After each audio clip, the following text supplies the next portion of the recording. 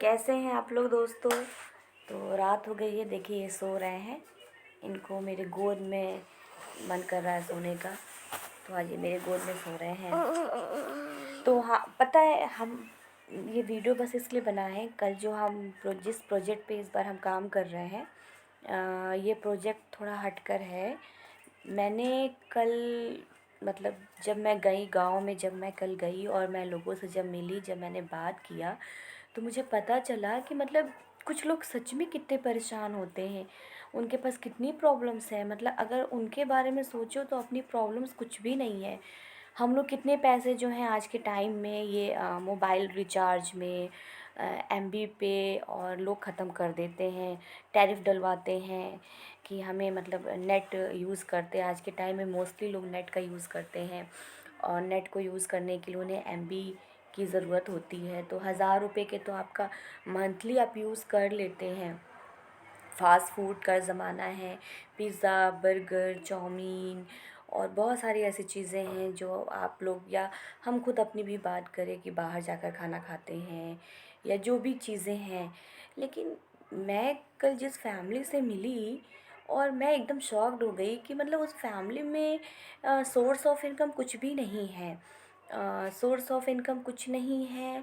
घर में बहुत सारे 8 9 10 लोग हैं फैमिली में, और जो मेन घर का मुखिया है, जो मेन जिसको गार्जियन कहते हैं, उनके पास वो पहले काम करते थे, मज़दूरी करते थे, खेती करते थे। तो पहले तो सॉइल इरोज़न की वजह से, मतलब रिवर बैंक इरोज़न की वजह से उनके खेत जो है वो डिस्ट्रॉय हो गए, जिससे वो खेती नहीं कर सकते। उनके घर जो है वो टूट गए, वो बेघर हो गए। वो लोग बंधों पे जाकर मतलब रहने लगे। बंधों पे जाकर रहने के बाद इनको प्लास्टिक लगा कर ये लोग रहते थे। इन लोग के पास ना पानी, ना बिजली, ना ही कोई फैसिलिटी। और जब उस समय बारिश होती थी तो बारिश में ये लोग छाता लगा के या पॉलीथीन लगा के पूरी पूरी रात ये बच्चों को लेके बैठे रहते थे। और खाने के लिए इनके पास राशन नहीं।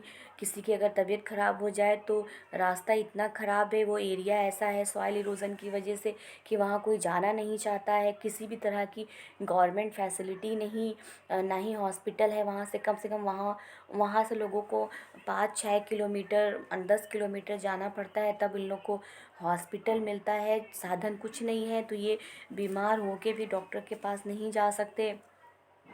बच्चों के स्कूल है, पैसे नहीं है क्योंकि सोर्स ऑफ इनकम कुछ नहीं है। खेती थी जो ख़त्म हो चुकी है।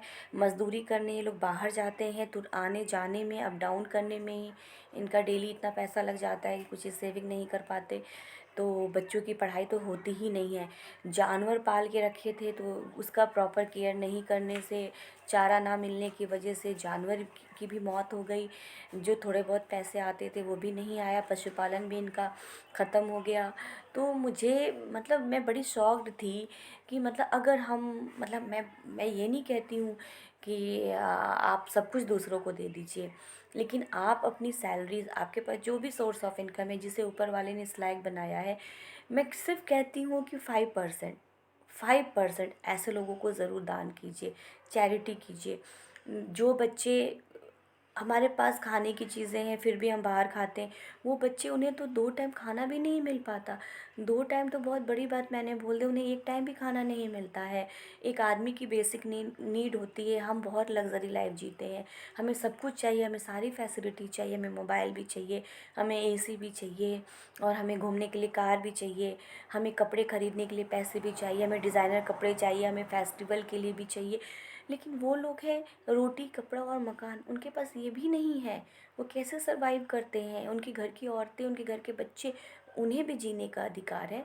दुनिया में जो भी है, हर इंसान को जीने का अधिकार होता है। तो मुझे देख कर के मुझे बहुत मतलब अफ़सोस हुआ। और इस प्रोजेक्ट पे मतलब मैं काम कर रही हूँ। उम्मीद करती हूँ कि गवर्नमेंट इन लोग के लिए ज़रूर कुछ करे, ताकि इन लोगों की परेशानी ख़त्म हो जाए। जिसके घर नहीं है उन्हें घर की फैसिलिटी दी जाए, या कुछ ऐसा उनके लिए किया जाए अस्थायी रूप से, ताकि उन्हें बार बार ये प्रॉब्लम ना हो। और अगर मेरा वीडियो आपको पसंद आया है तो प्लीज़ इस वीडियो को लाइक कीजिए, शेयर कीजिए। लाइक मत भी कीजिए, लेकिन प्लीज़ इसको शेयर कीजिए, ताकि ऐसे लोगों की दिक्कतें दुनिया जाने, लोग जाने कि दुनिया में लोगों को सच में परेशानी है। Bye bye, take care.